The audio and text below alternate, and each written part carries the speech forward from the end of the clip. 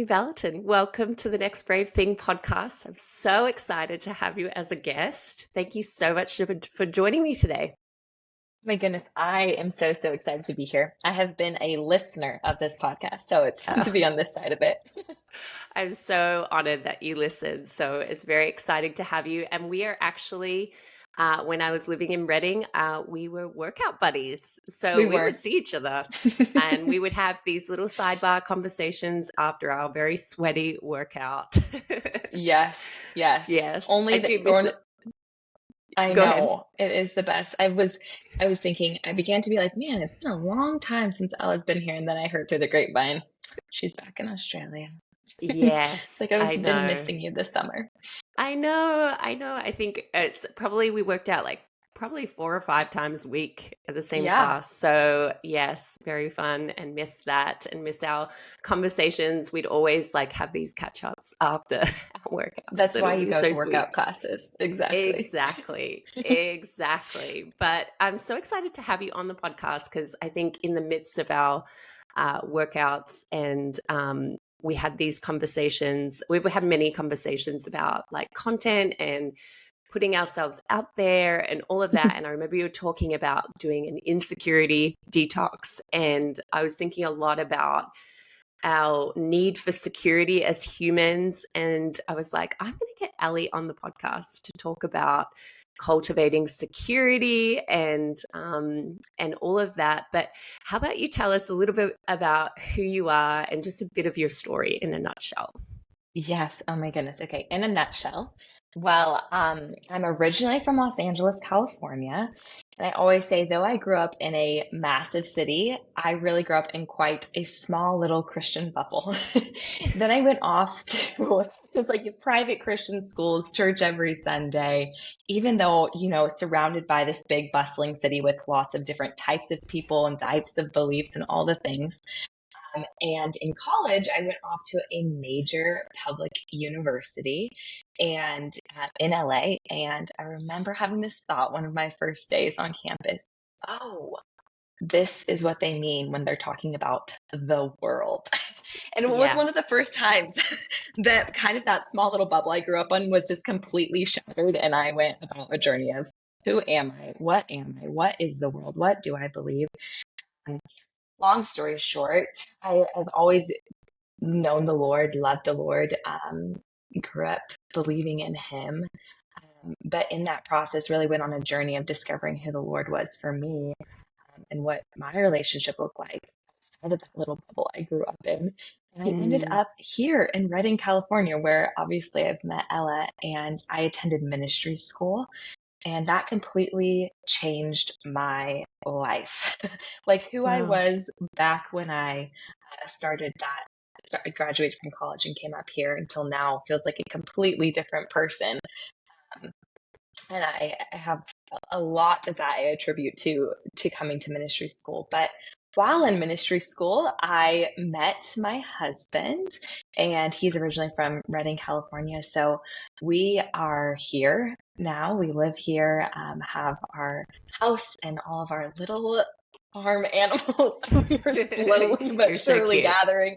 So yeah, once was a city girl, and now I don't know what I am. Turned small town farmer. I don't know, but we're doing it. We have some sheep, all the And you things do it here. well. You have a very beautiful home. And Oh, that's right. yeah, You've been you, to my house. Yeah. yeah, we've had dinner. Yes. Yeah. Yes, it's very beautiful. You've got this beautiful lifestyle there.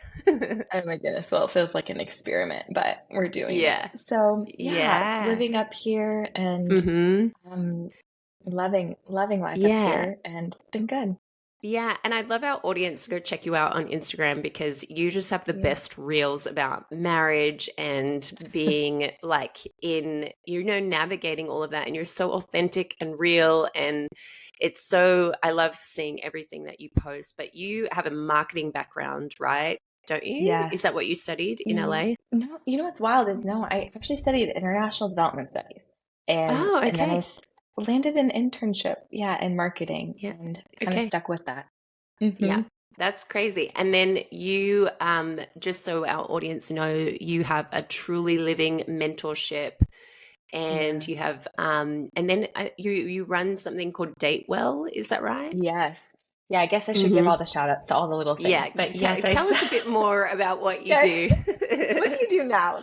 Great. Love Yes. that that's where you're from. Yeah. Yeah, so last year I started a program called Truly Living Mentorship, and I'm sure we'll get into some more of my story during this conversation today, but it Yeah. kind of really came from this idea or really this like looking back on that previous self that I was talking about that I can't even recognize anymore, going, what did she need in that season? And this Yes. mentorship really birthed from that. Like I wish that as a younger girl, as a younger woman, that I had somebody in my life that I could just be really honest with. Maybe wasn't the expert, but was a Yeah. space that was safe that could always lead me back to truth. And so that's kind of where the idea of the Truly Living mentorship came from. It's a 6 week long mentorship where I meet with girls one on one bi-weekly and they receive video content. And it all is unto the point of ultimately helping women step into the fullness of their God-given identity and feel alive in the fullness of who they've been created to be. And so that's a bit about the mentorship. It's felt like a little passion project and it's been really fun in this last season. And then yes, as well, I help lead a program which Ella's actually come and spoken to Oh, those yes, girls before, I which is have. such a gift. Um, it's with More Revolution, which is an organization here that their mission is all about sharing a different story about sexuality in today's day and age than often we hear from the world, quote unquote. And they have a program called Date Well Women, which is basically a community and course where women come to learn how to date well, do relationship well. And that ultimately looks like with themselves, others, and the Lord. It happens to kind of all be all together because in order to Yeah. date well, you kind of need a good relationship with all those other parts of relationship. Yes, that's so good. Yeah. I love it. And you are such a warm, beautiful human that's like full of Mhm. authority as well. Like, I think sometimes when we think of someone having authority, we feel like, they have to be a certain age or have a certain amount of degrees, but you have really, and I've just, from knowing your story, just done a lot of work on yourself and taken a Yeah. lot of ground. And you really are an authority. And yeah, like I feel like you just have such a gentle voice into people's hearts, in unlocking people's Yeah. hearts. So, guys, go check that out. But I love that you talk about the significant years of college because I was in my own little Christian bubble. I went to a Christian school as well. And then I went to drama school to be an actress. And Yeah, I can so, imagine. so you Yeah. kind of, and it wasn't like a huge culture shock, but it was like definitely different. And then it's interesting because you went to college, I also went to college, and then I went to ministry school as well. And I went to ministry school about 25. How old were you when you went to ministry school?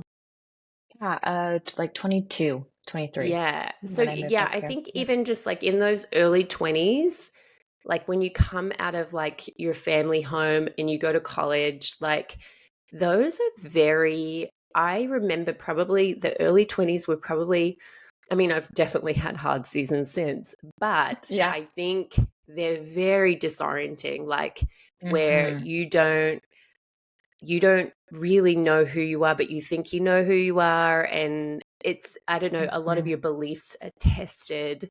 And so tell me a little bit about, and I remember, yeah, I know what you mean when going to ministry, it's like everything changes, like your view of Hmm. yourself, your view of God, like all of those beautiful things Yeah. shift. And I think like for me, for sure, it was like an open door into another way of existing in the world. I know that that's what happened for me, moving countries and going to this Yeah. school. But tell me a bit about like how insecurity like showed up for you in those earlier years.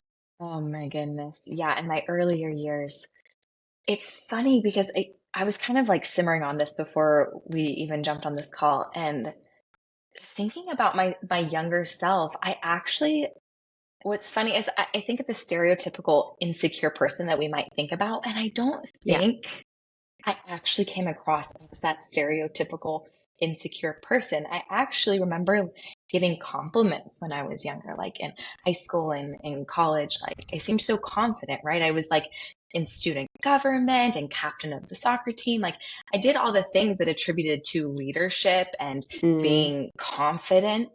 But the internal world that that was all sitting on was not secure.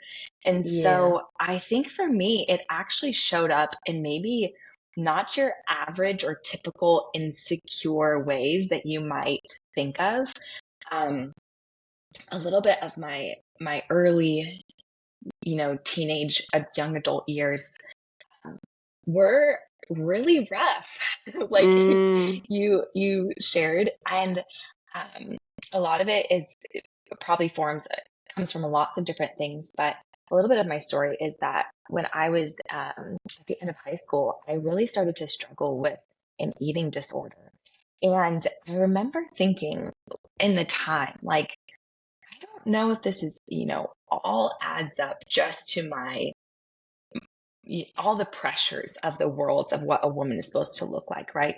I think that there's a level of pressure that we often feel as women in today's society to look a certain way. But mm, the longer that I've really processed that season with the Lord and sat with that, I actually think it had so much more to do with my very own internal personal mm, world and what it was rooted in and sitting in, and really like the lack of tools that I had to work through some of those belief systems that I had and some of those thoughts about myself that I held mm. on to, right? Like that, nothing about that was confident and secure. That was a lot of insecure, is how I felt. I felt really Yeah. insecure in myself. And so, actually, how I began to cope was kind of in ways that um, uh, kept me from having to confront that face to face. So, Mm, insecurity for me looked like becoming the best at everything, right? The best soccer player, the best student, the whatever it was. I just decided that in order for nobody to see what's actually going on inside of me, what I'm actually dealing with, I am going to just become the best at everything. I'm just going to become overly committed, overly mm-hmm. busy, overly all the things. And so I think externally it looked very, very different than actually what was going on internally. Internally is where Mm, that insecurity was robbing me. And mm. externally, I was doing a lot of different things to cope with how insecure I felt on the inside. Does Yeah. that answer your questions a little bit? Oh, I mean, yeah. okay. Amazingly. And I think, I heard that there was research around, women and why they commit suicide. And a lot of Mm, it comes from body image and the way they look. easy. And that's definitely been a pain Mm, point in my own life that I've had to like really work on. I yeah. just need to cough for 1 second, so I'm gonna like edit Do this out. it. I'm like recovering from a cold. No. um, I know, but I could feel it rattling, and I'm like, I just need to Like, cough. get it out. Let it Get out. it Let out. it out. Anyway, so but I think a big thing, yeah, for a big thing for women is working through the societal pressure. And I can imagine just even the atmosphere in Los Angeles is Yeah. very image conscious. So it's Yes. something in the atmosphere. And then sometimes just even how we're wired and programmed as women. And I think, probably social media was coming about in your Yeah. time as a teenager. So you're navigating Hmm. like comparison and all of that. Can you like flesh out a little bit about, you talked about like coping through Hmm. like, because people think of like cope sometimes, like it's really interesting because it sounds like your default was to go into performance, like Yes. I'm going to be the best. And then there's like the other extreme of how insecurity can manifest of like I'm completely giving up. Yes. and not even trying at all because what's the point? I'm not that great. So Yeah. tell me a little bit more about these coping mechanisms. It sounds like a little bit Hmm. connected to control and that kind of thing. So tell me, yeah, Yeah, just to flesh it out for our listeners. totally. Yeah, I think you're how you've explained that is like hitting it head on because I think for me, for a long time, it didn't feel like coping because what we think about often as being coping might look like turning to some sort of substance or Yep. some sort of addiction that kind of numbs us from the reality. But yeah, my coping mechanisms were acceptable by society, right? They were trying really hard, working out really hard, running Yeah. marathons. Like it was, it was anything to escape the reality of my internal world and Mm. busy myself. So for me, coping, but what's hard is it actually led me to the same place as a lot of those other sort of coping mechanisms, right? Because it wasn't. I think those things can be good in your life if they're rooted in something that's good. If Yeah. if working out is rooted in love, if working hard is rooted in love, it's going to produce love. If working out is rooted in self-hatred and fear, it's going to have that same Mm-hmm. effect on your body and Yeah. so or on your soul. Mm-hmm. And so ultimately, it became pretty apparent that it wasn't just like any sort of just I'm trying to be healthy or I'm trying to be a better person. It was like compulsive, obsessive. It was extreme. And it actually got to a point where I was even kind of like, I feel a little ridiculous. Like nobody else around me is working out this hard or working this hard. So I would even try to hide it sometimes. Like I'm going to Yeah. wake up early and get a workout in. I'm going to whatever it was. And it kind of came to a crashing point, and I realized I'm not going to survive. I'm not Yeah. going to make it out the other side. I, I actually can't be any more perfect, any more better to make me feel better or look better or do better. I'm actually just digging myself a deeper and deeper hole. And in my senior year of college, I was, and what's hard is I was in an environment that was highly competitive. I was at UCLA. So the average type of student that's there has kind of a natural bend in this direction anyway. Yeah. So it almost felt a little bit like I'm just keeping up with everybody around me. But like I said, we all have our different motivators. We all have our different things on the inside. But I realized I'm not, I'm not doing this well. And I'm not sure anybody else around me is either, but I began to not be able to sleep. I began to struggle with Mm. insomnia. I began to have real physical problems like health issues and ultimately got to a spot where I wasn't able to physically work out anymore. I wasn't capable of doing the things I once did to cope. And it was almost this forcing season where I Mm. couldn't control. And I actually thought like I was going to lose my literal mind because I didn't Yeah. know how to handle what was going on inside of me. I had no Mm. tools to process the emotions and the things and the beliefs and all of the stuff inside of Yeah. me. So it felt overwhelming, right? It felt like I don't think I can do this if I'm not Mm. able to use those coping mechanisms that I had. But they felt like they were stripped away from me because literally physically I couldn't keep up anymore. I was in Mm. so many different doctor's appointments and doing so many different types of physical therapy, trying to figure out, trying to get to the root of the problem, where it wasn't actually a physical problem for me. It was Mm. I had to get to the root of um, the issue. Yeah. Mm-hmm. Yeah, and I So think that well, when we're because I'm in the arts world where we talk about storytelling a lot, and yeah, when we're talking about character development, like we ask, like, what is the character wanting to get, win, or achieve? yeah, And in your subconscious narrative, because we all have subconscious narratives, what when you're working out that much, you're hiding that you're working out, like mhm, because it's like, what do you think Ellie, 19-year-old Ellie or 18-year-old yeah. Ellie is trying to get, win, or achieve? Oh, what are you asking me? What I was Yeah, like what do you feel wanting to like you were get? trying to, yeah. I think. there was a few things. I think there was a part of me that thought that if she could just get a little bit more this or a little bit more like that, she would achieve some sort of peace. Deep down, Mm, I really like, I wanted to love myself, but mm, I felt it came with conditions. And yeah. um, so I think there was a piece of that. Mm, Yeah, it was a bit twisted. mm, It's obviously mhm, not rooted in the truth, but I think mm. subconsciously I was hoping that I would find some level of peace there. Yeah. So interesting. I love that you use the word peace. For me, I Mm. think I did all those things because I wanted love.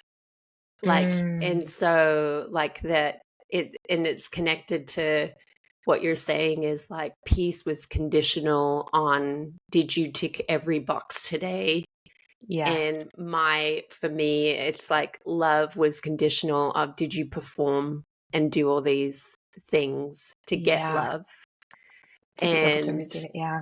yeah, and so it sounds like 22 moving to Redding, Northern California, like that started Yeah. to challenge that thought process. So was there a significant moment where that started to shift for you? Yeah. It felt, honestly, Ella, like it was almost forced because kind of Mhm. what I was explaining, that I'm curious how much longer it would have took me to put some brakes on and actually get some help. Because Mm. it was kind of working for me in a weird way, right? Like I was surviving. I wasn't thriving, but I Yeah. was surviving. Um, so I think that season was actually the summer right before I moved to Reading. And I remember even having this moment right before I moved to Reading where it was like I was panic stricken. I just couldn't even like think straight. And I was like, oh, am I even going to get to Reading? My mom's Yeah. like, honey, you're just gonna pack your things in a bag. We're gonna get in the car. We're gonna drive. It just felt like, what in the world? But it was like, I feel like in that season, in that moment, it was like almost like everything that once was, everything that I had based all of my beliefs on, were slowly crashing down. And I was just like unsure how they were gonna rebuild. I had no idea how Yeah. it was gonna come out, what it was gonna look like on the other side. So I don't know if I can remember an extremely specific moment, um, but I do remember in that season coming to this place where I knew I wasn't going to make it out. I wasn't going to be able to make the change that I needed. I remember journaling this in my journal. Mm. If I didn't have vision or the hope for it to look different, and Yeah. those seasons were dark. Like I was awake in the middle of the night, just like, God, is this, I really couldn't see it ever being any different. And I just remember needing vision, and needing hope. And I didn't have that for myself. So Mm. it looked like leaning into the Lord a lot, which I came to a space where that's basically all we did all day was Mhm. lean into the Lord for everything. Mhm. So it was really in that season, yeah, things inside of me began to shift. And I was in an environment that was really healthy, where people were really healthy and were Mhm. comfortable talking about the hard things. So the things that I had once been so ashamed of, people were openly talking about. And I was like, what? People aren't embarrassed about this? Yeah. They don't have shame about this kind of stuff. Like, it gave me Yes. hope. It gave me vision. Like, seeing somebody Mhm. that was willing to talk about the fact that they had been in my spot and overcome it, I would just grab hold of those testimonies. Like, that will be me one day, even if I don't feel Yes. like it. Yeah. Yeah.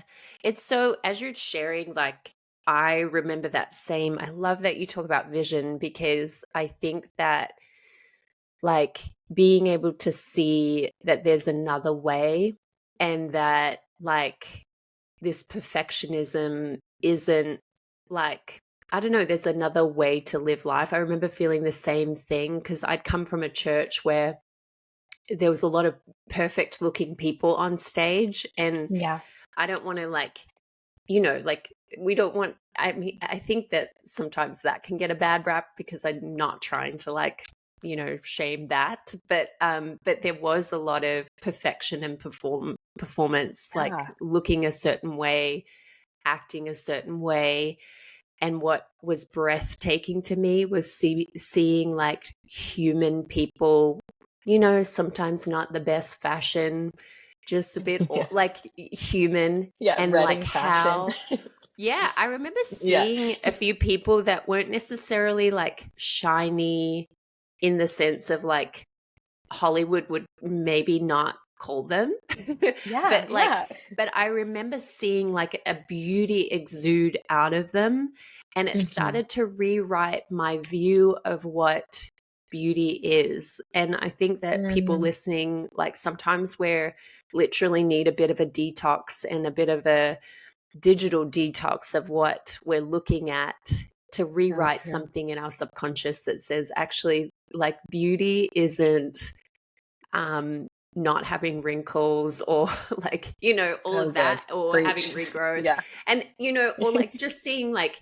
And it's really interesting, like, because I think especially when you're younger, but it does creep into people in their 30s and 40s, like the thing of like cool, I always think like, because some people are like, oh, they're the cool people. And mostly it's usually actually they're the secure people. Because I Yeah. think sometimes the coolest people are actually the most secure people.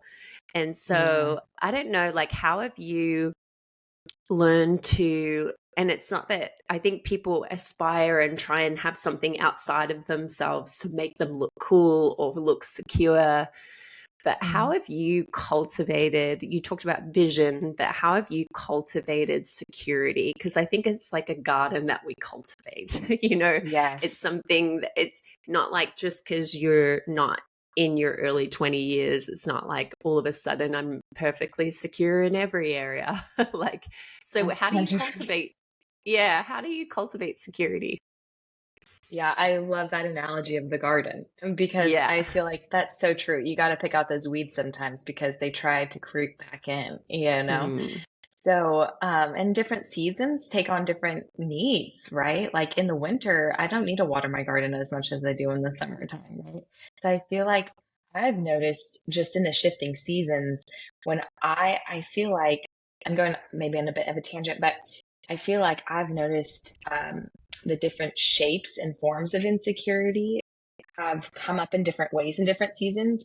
And it's tempting to want to be hard on myself for the fact, like, whoa, that was so weird. Why do I feel so insecure? That's such a yucky feeling inside of me. It's not like glamorous. Nobody's like excited about the fact they feel insecure. But right. having to almost validate the fact that just because it's coming up in this form, in this way, in this season, doesn't discount the breakthrough in a different season or doesn't Yes. somehow exit out. It didn't happen, but going, wait, it's actually just it's another. And sometimes this almost frustrates you. Like healings, it comes, it's like an onion, it comes in layers. But almost there's something actually really refreshing about that if we realize actually there's a deeper part of my heart, there's a deeper part of my soul that this is working its way into. And so I'm going to have to get in the Yeah. mud. I'm going to have to get deeper in with the weeds and start pulling them out. I'm going to have to maybe get some tools to help me work on my garden a bit. So Mm. your analogy, I was like, wow, yes, that feels like exactly it. Mm. But you were asking specifically about to kind of step into Yeah. security. Yeah. Mhm. I wish that I could give some sort of like 10 points to feeling secure, but Totally. I was sitting with this.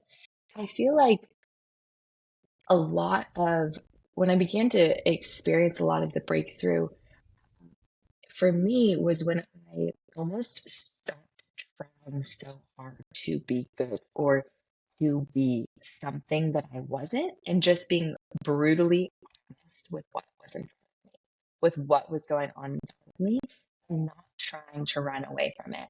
I was actually thinking this morning about, well, I've been reading through Psalms, and in Psalms 40, you come to this verse at the beginning of the chapter, and David he says something along the lines of, you know, the Lord heard me cry the Lord heard my cry and reached out for me and pulled me out of the slimy pit and out of the mud and mire, and he placed me on solid, secure foundation. So And good. the two chapters before that, David is wow, he's just whining. He's just, God, where are you? And I like so relate to David because I'm like, one day I feel like this is the next day I feel like that. So I'm like, amen. Totally. But David is my favorite. he's just so honest. I'm like, but Yeah. I had to get in those scriptures sometimes so I could just be honest with myself. Like, oh, kind of Yeah. like you were talking about, like, it's not the perfect polished person that's up there preaching that just suddenly has it all together. Like yesterday, they might have been in the pit. Like, God, are you going to give me a word today? Like, it's just the reality of our faith walk. And I had to get to a place where I could be honest with how I was actually feeling. But circling back to that, to David, there was this, I just had this like moment where I realized I was like, wow, David was a wreck, an emotional wreck, in the previous two chapters. And he comes to this place and he goes, I waited upon the Lord and he heard my, and it hit me. Hmm. He waited. He Yeah. waited. It wasn't that he didn't discount the fact of how he felt or do something, or make a rash decision in his emotion or what he might be feeling, but he sat in it and he was honest with the Lord about how he felt and he cried out to him. And in his waiting is when the Lord was able to do something and pull him out of that pit and place him on a firm foundation. And I just had this moment where I realized so often we think in the waiting, nothing's happening. We think in the having to be really honest about our emotion, come face to face. Nothing's distracting us. We are simply waiting. Like I'm thinking about before the days before we had our phone and we're like standing in the checkout line at the grocery store. Like you have nothing else to do but sit there and think about how you're doing, right? And I feel like Yeah. there's a level of that. Like we sometimes have to come back to the place where we're comfortable. And I think for me, I had to get to a space that honestly I am still working on, very much so, where I have to get to a place where I'm comfortable to wait in that Yeah. space that actually Hmm. allows things to come up to the surface and actually allows the Lord to lay a firm foundation that I can stand on. Because what Mm. I have had sitting down there in the depths of me is not firm, obviously, because someone sends me one weird text message or I get one weird look and suddenly I'm questioning my whole being, It's Yeah. like Oh that gosh. that is not a firm foundation. I don't know what Yeah. is. But sometimes those moments we actually have to allow them to come up and we Hmm. have to be honest about what we're feeling and experiencing for the Lord to put something different down beneath and actually stand on it. So I feel like Mm. it's been a lot of, it doesn't sound glamorous because it's not really glamorous. Just sit there No. in your mess sometimes. But personally, I feel like I've had to get really okay with sitting in my mess sometimes. Just Mm. going, okay, this is the reality of how I feel right now. This Mm. is, the emotion that's coming up inside of me and allowing the Lord to speak to that and do something with it versus busying myself or to make excuses for it or, Mm. all the other things that we possibly could do. Yeah. Yeah, I love that you use that scripture because, and especially like you're talking about, usually when we don't stop to listen to what God is saying, our prover will take over, or Yes. well, I'm going to work harder takes over. And I love that you're talking about number one, being honest. Because I think Mm-hmm. that like I had actually judgment towards insecurity. Oh, that person's insecure, or this person, oh, that's Yeah. insecurity. And I It's not know cute. Yeah. it's, yeah. And then, Yeah. but I realized like my judgment is actually like puts some level of denial on the areas that I'm insecure. And then I can't really be 100%. honest about it. And Mm-hmm. then, like, I can't actually have truth speak into the deepest place of me because I'm just in denial about where I'm insecure. Like, I know Yeah. that was like such a thing for me to work through, like, because this confident person was something that I wanted to protect. And I realized, Yes. especially when I, became an instructor or started leading things, I was like, oh, I'm actually more insecure than I thought I Yeah. was. and Yeah. The and I different think seasons. different seasons, and I think, like, I was looking at the definition of true security is Hmm. actually a thing called self-security. That's actually you're accepting of your weakness, and but you Good. show up confident anyway. And I think that is ultimately, for me, like the searching for unconditional love. I just started to learn to love the places that I was insecure and wasn't going Mhm. to shame myself or judge myself for those Good. places. But have you kind of, like, in your journey, how is like self judgment played into Mm. insecurity? Oh, that's such a good question. Yes, I so resonate with that same feeling of, I don't think if you asked me 10 years ago if I was insecure, I would have been like, I'm that's not, No, never. I no. would have been like, absolutely Like not. you said, the stereotype, we have a stereotype that person's Yeah, insecure. I'm not insecure. insecure. And there's Yeah. something so horrible about being insecure. And Yeah. I think the frame, I think what you were saying about coming to a place where you almost accept the fact that you have places where you feel weak and you feel insecure in Mm. is actually really liberating because Yeah. you suddenly don't have to be the best. Like that's a lot of pressure to put on yourself to have it all together, have to be the best, have to all the things.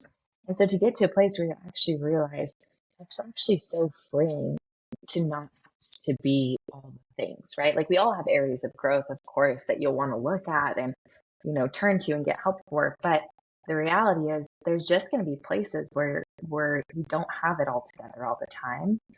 Um, so I very much I resonate with that. But the judging, yeah, the self judgment. I recently heard this quote that like I feel like brought so much light to the whole idea of judgment. And somebody said something along the lines of you judge what you're scared of. And I realized Wow. judgment is often this thing that we use almost a protector. It's this thing that allows us to get on a high horse where we're suddenly a lot bigger and bolder and braver than that little small thing that we're actually so terrified of. And it's this weird dynamic that we get ourselves in where we think we're better, but we're actually just terrified. It's kind of like the bully. Like, right? The bully is Yeah. often like this super tender, scared person, but he comes across really brash Yes. and bold. And that that self judgment, I think hearing that quote has made me realize, wow, the places that I'm so judgmental on myself for, there's so much the areas that I'm just terrified of. Don't I'm scared to look at. They're too scary to look at in the face. And Mm. I think one of the things that's kind of helped me in that process because I think that voice obviously still comes up inside of me sometimes. Right? Where you're like, oh wait, am I speaking to myself? What is it Mm. feeling right now? And I I feel like I feel like for a long time I tried to just shut that up and just shut it out and pray all the prayers and read all the scriptures over my mind and all the things. And actually, when I began to grow curious about it, Mm. I found so much more healing in that process than constantly just trying to shove it away. Because when I grew curious, I could question and I could begin to see the things that it was afraid of. I could Mm. begin to, it didn't, yeah, it didn't seem so daunting. It didn't feel like a constant battle inside as Yeah. much as what's your fear? What are Mm. you afraid of versus allowing myself to be whiplashed all the time? Because that's an Mm. exhausting experience. Does that Yeah. make sense? Oh, it's so good. I love that you bring up fear, because I think that, you know, our sense of security is actually a human need. It's like a basic human Yeah. need of like feeling like secure financially or having a home over Yeah. our head and like feeling like we know our place with people, like like you mentioned before, like getting a text and it triggers insecurity. And I love Hmm. that you bring up how fear plays a role in like judgment and all of that, because I think a lot of the times we're not really aware that we're afraid. Um, Yeah. and like, actually, I kind of love you to give an example, let's say, because a triggering text is so common for humans. It's a part of the human Yeah. Oh my experience. We'll Lord. get a Yeah. message. Like, I even know, like, I've gotten, because I'm in a season of transition, like, I'll wake up because California is already the day has started, and I'll wake up to all these texts. And if I don't just take a minute Yeah. I'll read those texts through an insecurity. like, Yeah. so let's break it down because I feel like this is a relevant trigger for Yes. people. But like when, let's say you get a text that triggers fear or insecurity, like what's your process with that? Maybe incorporating like what you do in the Psalms or whatever. Like how would you work through Yeah. anything that comes up with a triggering text? A real practical. A Yeah. practical, because I think some people are like, here's some big concepts about being confident. Yeah. But let's get Totally. Let's granular. just Let's get talk about, totally. yeah. Oh, Yeah. a triggering text, a triggering encounter. Yeah, I wish that they were didn't happen so often, but they do, I like you're know. saying. You just Yeah. they come up. A really practical way. I'm trying to think of actually just like a really maybe like a recent experience that I've had. But I think I think for myself, when I receive a text like that, well, I feel like time and time again I've had to learn, okay, wait, maybe taking myself out of this experience that I'm having and maybe where is the other person coming from? Because you can get Yeah. really caught up in your own how you're receiving it versus Yeah. maybe how they meant to send that. But Yeah. that's really very nitty gritty in regard to like receiving a text message. But That's a really good point, though. Because I yeah. think insecurity, because we're trying to create a sense of safety, is like Hmm. we go straight to how do I protect myself? And so we Yes. don't even think that there could be another narrative coming on the other side. So I even think that's so helpful. Right. Yeah, Yeah, it's kind of trying to get a higher perspective or a bigger perspective.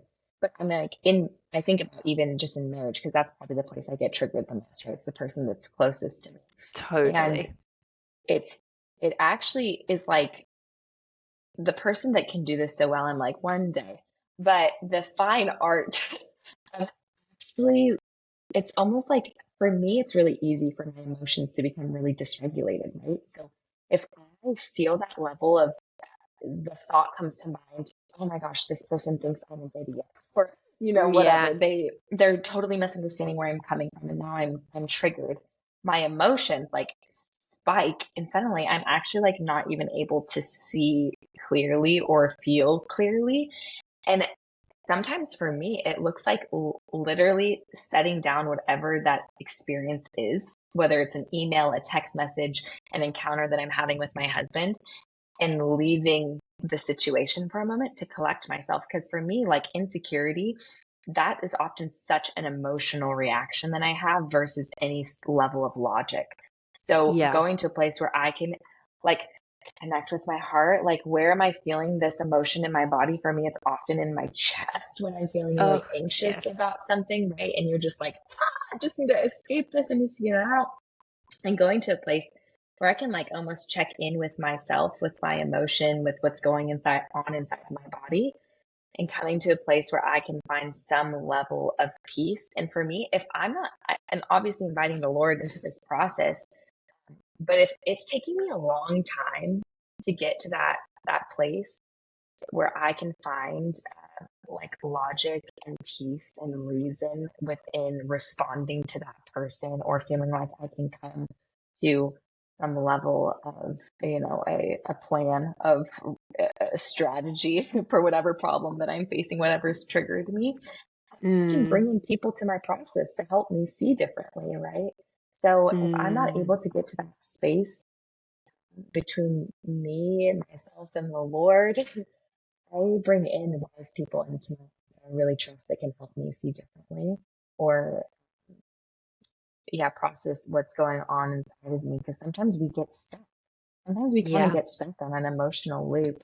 So I guess for bigger moments where I'm feeling triggered, feeling insecure, um, I bring that to other people to help me I love that.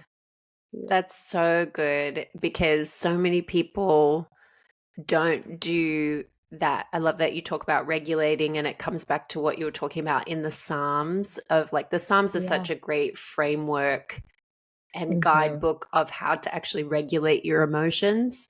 Yes. Um, because yeah, a lot of the times, like you were mentioning, like you have a level of self-awareness, which I think plays a huge role of like, oh, I'm actually triggered.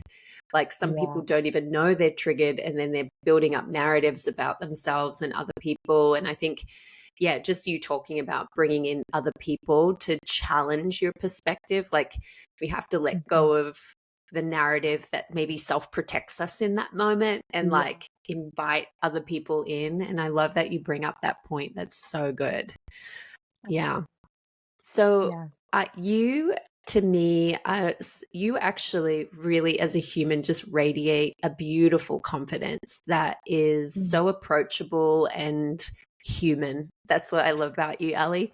I love And it. yeah, and I just think like I've watched you, so you've gone from working for, we talk about this a bit, like you've worked for someone else and now you're shifting into actually working on your own projects and I think that putting yourself out there on social media is a very, like, it triggers the insecurity thing, I would say. And so, like, how have you gone on, like, because you are very consistent and you show up and you're also really honest and authentic and tell real life stories. So tell me a bit about like your journey in that of, yeah, like learning how to find your confidence in even just showing up on social media. Yeah, I think social media is such an interesting world. But yeah, showing, I think a little bit of, I come back to the why a lot in Yeah. showing up on social media. And a lot of it for myself has been a bit of a journey just with the Lord and feeling like this is something I'm supposed to be doing in this season.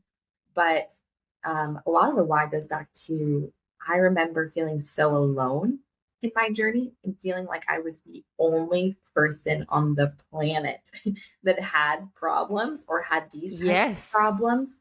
And I remember I being like 20 years old and finding this one YouTuber that just was like brutally honest about things she was going through and walking through that I was experiencing and thinking, oh my gosh, I thought for years I've been alone and there's somebody else out there that's going through this. And it almost like, in a way, I felt like dismantled the enemy's power over me, right? Because something had been hidden in the dark and felt really alone in it. And I began to realize, I'm not, wait, he convinced me I'm the only one. And I'm not the only one. Yeah. And so Wow. a lot of the times when I began to like, should I share this? This is, and I'm not sharing like every detail of my life, but I am sharing things that are very, very real and not like polished and beautiful. And I go back to that why a lot of this, this is why. And I think sometimes when we have a reason beyond ourselves, it makes it easier to do it. And I think even coming to a place, and this kind of circles back to even like going on the journey of trying to confront the things that, the insecurities, it was finding a reason almost with out of myself that kind of was that charge to do it. And I think that the same has kind of been applied to the realm of social media of I don't want to do this for if I wouldn't be posting just for myself. But also it's so real, Ellen. You know how this goes, but I had a post where lots of different types of beliefs and people and thoughts came back to me. And it totally took me to a moment where I was like, whoa, Did I, Yeah. am I okay? Am I messed Yeah. up? Like all the things. And it set me in a space. But I'm like, I think that actually moments of doubt are like inevitable in life. There's going to be Hmm. times that we doubt ourselves. And I actually think it's almost healthy to have moments where we question ourselves to a degree, because if we thought we knew everything, if we thought we got it right all the time, we'd be really hard to receive, to give Yeah. and be able to receive any level of feedback. So social media, I think, strangely, it almost feels like there's a grace from the Lord to do it, but I definitely go back to the why, um and yeah, feeling, making sure I feel solidified in the truth of the Lord when you're showing up to a space where there's all different types of people and thoughts and opinions out there. Yeah. Yeah. It's so true. Yeah. Yeah, and I think that I think part of growing in security is being comfortable in being seen.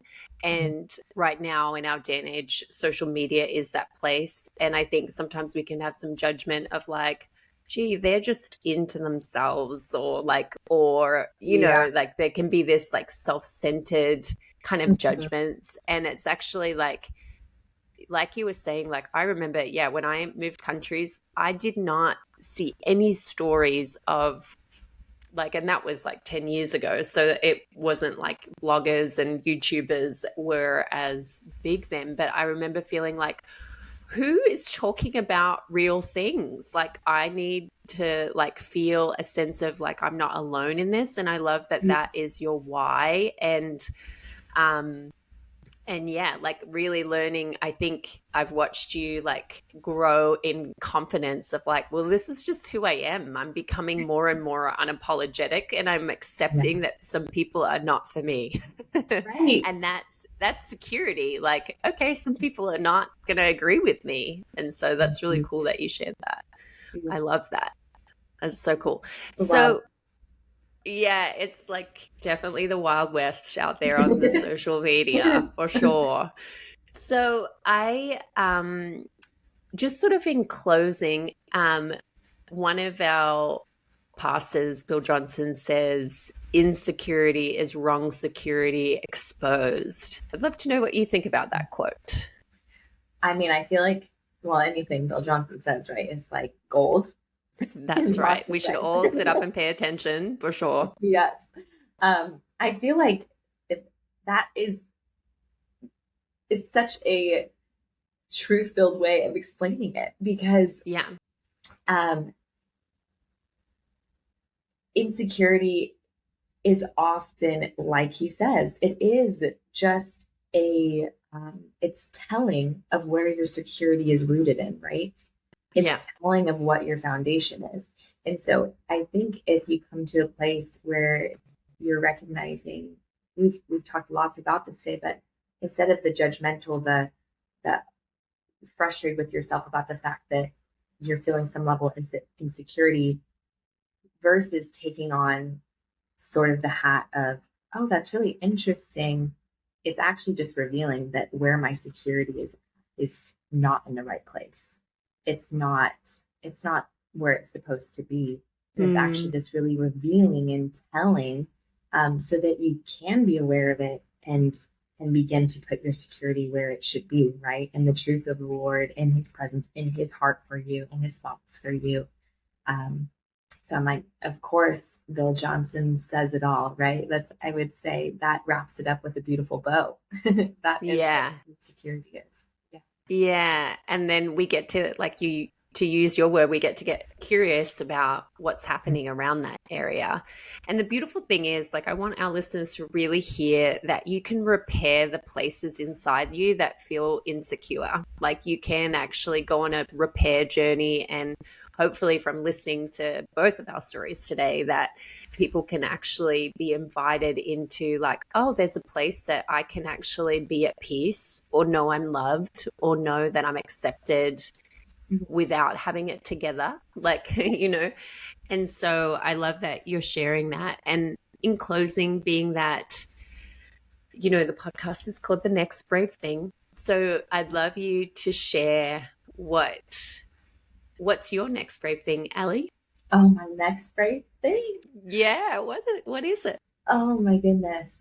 What is my next brave thing? Well, my next brave thing, I have felt in this season to be really brave in friendships and cultivating and pursuing intentional friendships, because we know friendships in adulthood can be so interesting and Yeah. challenging to make, right? They're not always as organic as they are in school days. So surprisingly, I've been shocked by how much bravery it takes. That's my next brave thing, is to be really intentional in friendships. Yes. Yeah. Oh, I love that. And I should probably get you and Jess and Destiny maybe on the podcast to just talk about like your friendship and like how you've cultivated that. And how I met you, Ali, was actually through Jessica Wilmot, who actually is on the podcast, guys. In the earlier season, she helped me with this podcast, remember? Right. Yes. Right. I remember. Yeah, she's one of my best. Yeah. She is, and she's so good at friendship. She's so good at cultivating connection, and I probably should get you girls on because it's definitely a space like learning how to do friendship. Like we need a bit more of a roadmap for when we finish school and get out of our organized structures.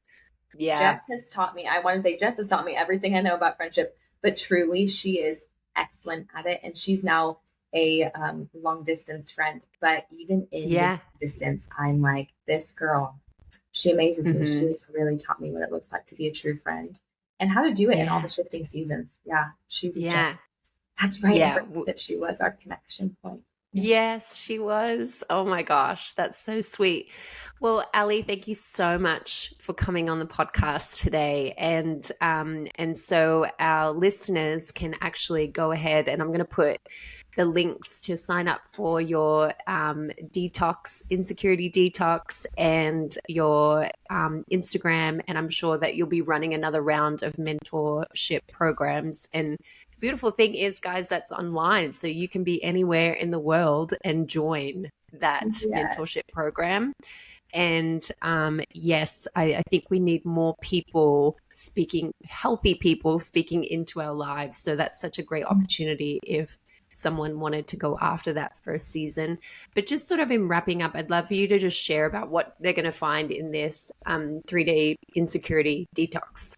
Yeah, in this 3-day insecurity detox, it's almost like a 3-day challenge to kind of walk through a lot of the things we talked about today, but really confronting the areas of your life where maybe there's been lies that you've been believing, getting just maybe even becoming aware of the places in your heart that there's been insecurity, and then walking you through some sort of activations and exercises that you can put into daily practice to begin to actually feel that shift inside of yourself where you feel like those belief systems are being uprooted and real truth is being solidified within you, so you can walk out in real confidence and security in your life.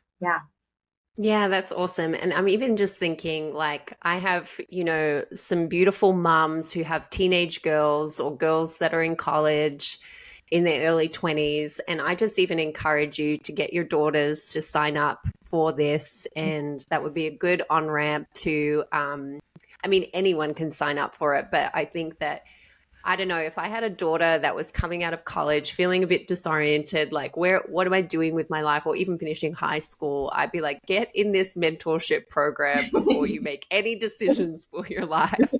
And so have someone else that's not mom to speak into your life. And so so I highly recommend that. I fully trust your voice in people's life. And but thank you so much for coming on the podcast. It's been such a treat. Yeah. Thank you so much for having me. It was a blast.